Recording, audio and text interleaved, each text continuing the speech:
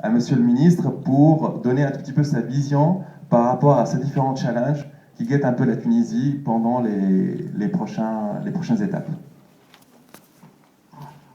Vous pouvez garder, je pense que là, ça sera plus simple, je pense, à gérer. Désolé, hein, parce qu'il n'y a pas suffisamment d'espace pour se déplacer. C'est vrai que c'est la question centrale. La situation actuelle se caractérise par une angoisse sociétale globale, une situation politique qui est encore instable. Nous sommes dans une période de transition, mais cette période de transition n'est pas caractérisée particulièrement par un consensus des acteurs politiques. Bien sûr, il y a la crise économique et puis il y a la demande sociale et sociétale même. Et aujourd'hui, la demande sociale, elle est très importante. Ça veut dire que les négociations de ce nouveau contrat social vont être imprégnées par ce climat-là, par l'ensemble de ce climat. Et les acteurs, les partenaires sociaux, aussi bien les représentants du patronat que les syndicats ouvriers, que le gouvernement, va être imprégné par des impératifs et un positionnement qui tient compte de cette situation-là. Et ce qui fait que tout ne peut pas être résolu tout de suite. À la limite, la meilleure situation pour débattre et mettre en place un nouveau contrat social, c'est lorsque la situation politique vraiment sera particulièrement éclaircie. Lorsqu'on aura une situation politiquement stable. Tous les partenaires sociaux sauront comment se positionner. Il y a des institutions politiques, il y a un gouvernement stable, il y a un programme à court terme du gouvernement, et donc on a au moins une vision à moyen terme. Or, ce n'est pas le cas. Donc, certainement qu'aujourd'hui, le prochain contrat social, le nouveau contrat social qui sera signé, va être une première étape. De toute façon, dans notre conception, le contrat social est quelque chose qui n'est pas figé. Il faut qu'il change en fonction, il faut qu'il y ait une mobilité dans les relations entre les partenaires sociaux évolutive. Et donc ça va être certainement un premier jet qui va être imprégné de influencé par cette ambiance générale. Les jeunes de cette Dibouzi dont on parlait tout à l'heure, je vais y arriver. Ils vont être aussi patients ou pas? C'est ça toute la question. Je vais y arriver. Donc il y a un puzzle à monter. Sauf qu'aujourd'hui, en Tunisie, on a une difficulté importante, majeure, je dirais, dans ce puzzle, qui est la stabilité politique. Et pour le moment, tant qu'il n'y a pas de constitution, tant qu'il n'y a pas un échéancier politique clair, le reste, ça va être juste un encadrement provisoire. Ce que nous faisons au ministère des Affaires sociales comme effort pour calmer cette angoisse sociale et cette demande sociale et l'encadrement de la pauvreté est très important en volume. Si on voit le volume budgétaire est très important. Mais il n'arrive pas à calmer cette angoisse et vraiment, le terme ihtiqan en arabe, il reflète mieux cette ambiance.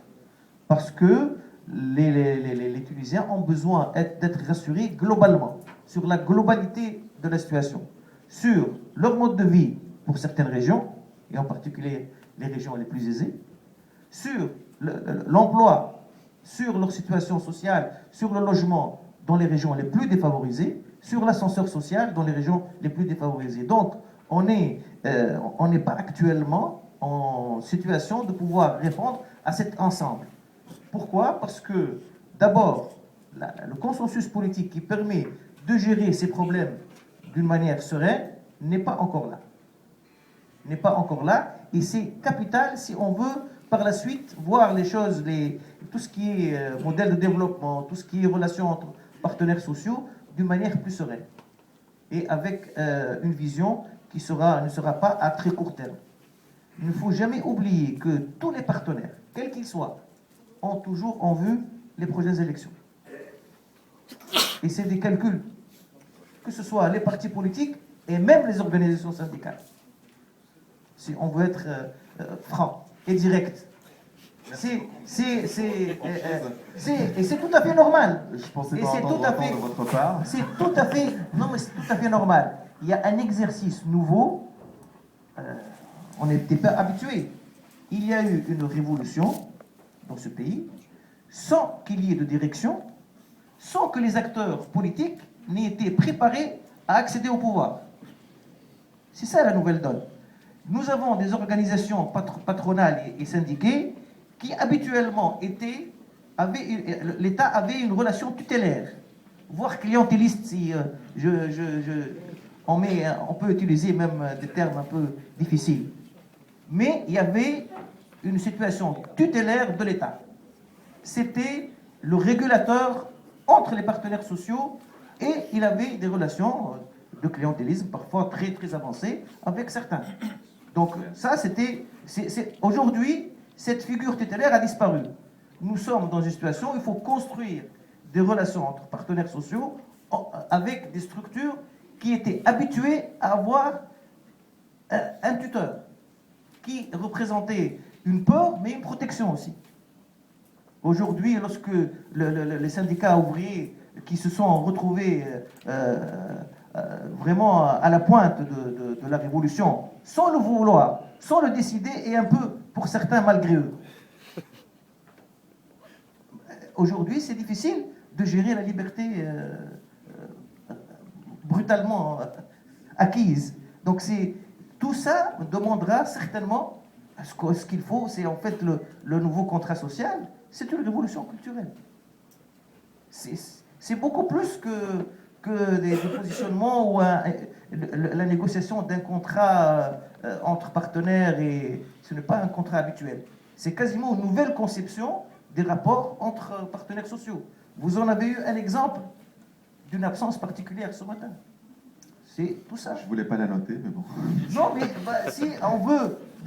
si on veut aller directement au fond des choses, c'est ça. Et ça viendra par étapes. Sauf que le socle primordial, c'est le consensus politique, qui aujourd'hui n'est pas encore établi. J'espère que l'Assemblée constituante va rapidement terminer ses travaux d'élaboration de la Constitution et que l'agenda électoral politique soit fixé. Ça permettra de rassurer. Je reviens à M. Kepel sur ce qui se passe à Sidi Bouzid. Nous sommes en Tunisie dans le populisme large. Même les élections, si on veut faire une analyse quasiment sociologique des élections du 23 octobre dernier, il y a un fond de discours populiste qui a prévalu et qui a donné de la surenchère dans les propositions. On a dit qu'on va créer tant d'emplois alors que le pays était en récession. C'est ça le risque majeur, c'est que le salafisme c'est une variante du discours populiste. Il y en a ailleurs. L'Arida est un discours populiste qui a accroché à Sidi Bouzid.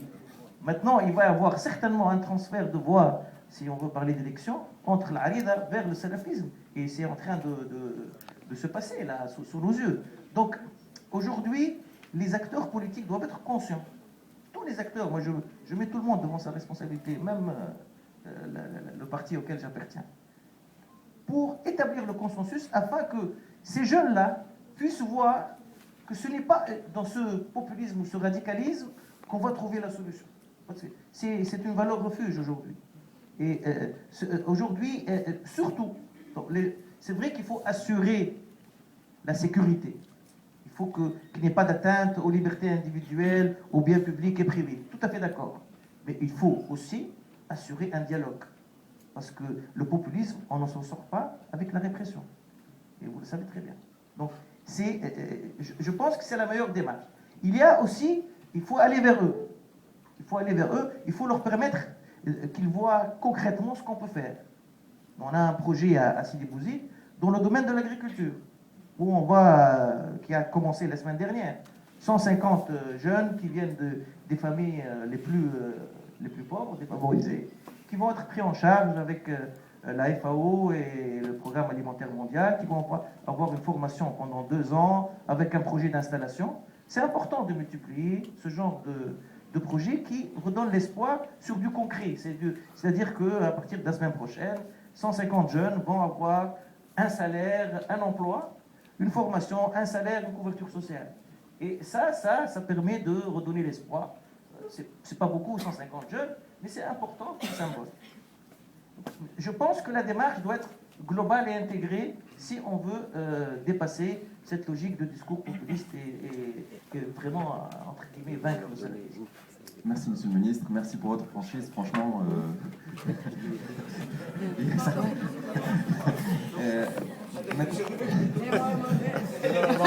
au contraire, j'espère que ça va juste encourager. Au contraire, j'espère juste que ça va encourager les autres pour avoir la même franchise dans le discours. Maintenant, j'adresse ma question à Madame Bouchameuil en tant que responsable patronale et en tant que aussi une personne qui a une volonté d'aller de l'avant et promouvoir l'entreprise tunisienne. Bon, le cadre, il est clair. C'est-à-dire, aujourd'hui, on a une pression sociale très, très importante. On a un État qui a besoin de plus de visibilité politique. Donc tout ça, certainement, n'est pas encourageant pour l'homme d'affaires d'investir, alors que là, quelque part, si on part sur ce principe-là, on est en train de faire quelque part une tautologie. On est en train de se mordre un peu la queue, c'est un cercle vicieux. Si l'homme d'affaires n'investit pas, il ne va pas y avoir de résolution pour le problème de chômage, donc pas de résolution pour les problèmes sociaux. Et quelque part, c'est la paix sociale qui en pâtit dans tout ça. Je souhaiterais savoir un tout petit peu quelle est la position aujourd'hui de l'homme d'affaires par rapport à tout ce contexte-là, par rapport un tout petit peu à ce manque de visibilité politique aussi, à ce besoin d'avoir des partenaires durables dans le temps pour pouvoir bâtir quelque chose. Donc aujourd'hui, quel est votre sentiment par rapport à ça? Moi aussi, je vais être très franche, Monsieur le Ministre. Je pense que l'enjeu est très important aujourd'hui et notre grand malheur ici, aujourd'hui en Tunisie, c'est que nous sommes en train de mettre les hommes d'affaires et surtout tous les investisseurs dans un... je ne sais pas, au premier rang, on est en train d'utiliser les hommes d'affaires comme si tu cartes un joker, je l'ai dit tout à l'heure, professeur Kepel, ce sont les hommes d'affaires maintenant comme joker pour les utiliser à des fins politiques. Notre principale raison d'être, c'est l'investissement. On est là pour investir, pour créer de l'emploi et pour participer à la croissance du pays. Or, ce que nous voyons aujourd'hui, aussi bien, moi je pense que tous sommes responsables, nous, les acteurs économiques, les acteurs politiques, les médias, tous nous sommes responsables de ce qui se passe aujourd'hui en Tunisie. On est en train de créer un climat qui n'est pas clair pour tous. On est en train de mal juger les gens sur des choses qui ne sont pas tout à fait correctes. Pourquoi nous sommes responsables? Parce que là, on est les jeunes qui étaient à l'origine de cette révolution. Pour eux, leur premier objectif, c'est l'emploi. Certes, on a besoin de la démocratie, on a besoin de la liberté d'expression, mais au-delà de 15 mois, c'est trop. On ne peut pas rester comme ça à l'attente, sans des objectifs bien précis, sans une visibilité claire, sans un programme clair. Notre non-classement aujourd'hui au Forum de Davos, c'est une catastrophe pour la Tunisie, moi je le dis, en présence de Monsieur le ministre des Finances. C'est d'immense. Donc, et le président restera toujours ministre pour moi. Donc, mais c'est vrai. Donc, il faut qu'après aussi, malheureusement, il faut que ça rentre dans notre culture aussi de respecter les gens, parce que là, ça dépasse ce que nous sommes en train de voir aujourd'hui. On est en train vraiment de dépasser ce cap-là. On est en train de mettre tout le monde dans le même coffre. Les gens, avant le 14 janvier, étaient tous des voleurs, des trafiquants, des assassins d'images. Et là, ça fait mal. Qu'est-ce que nous allons donner à notre génération, nouvelle génération, à nos enfants? On va leur montrer qu'on a un cœur dur, on n'oublie pas. C'est vrai, on a passé par nous, en tant qu'investisseurs, je parlerai en tant qu'investisseur, je ne vais pas parler de l'autre côté.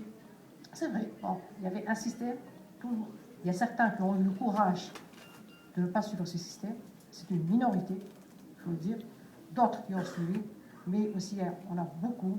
Il faut être fier de la Tunisie, des investisseurs tunisiens, des hommes d'affaires tunisiens qui ont été comment dirais-je, le fondement de l'économie tunisienne, qui ont réussi à investir en Tunisie. Nous avons des groupes qui ont pu et ont su percer dans des marchés extérieurs, il faut aussi être fier de ces compétences tunisiennes. Vous, ici, vous êtes l'élite de la Tunisie, vous avez réussi votre formation, votre éducation dans des écoles aussi prestigieuses, que ce soit en Europe ou aux États-Unis, c'est pas mine de rien. Il faut exploiter toute cette richesse-là, il faut être fier, il faut aussi moi je pense qu'il faut aussi changer cette image, même dans tous nos discours politiques, économiques. Notre premier souci aujourd'hui, c'est l'investissement, c'est l'emploi. C'est pas la femme, c'est pas la religion, c'est vraiment l'emploi, rien que l'emploi.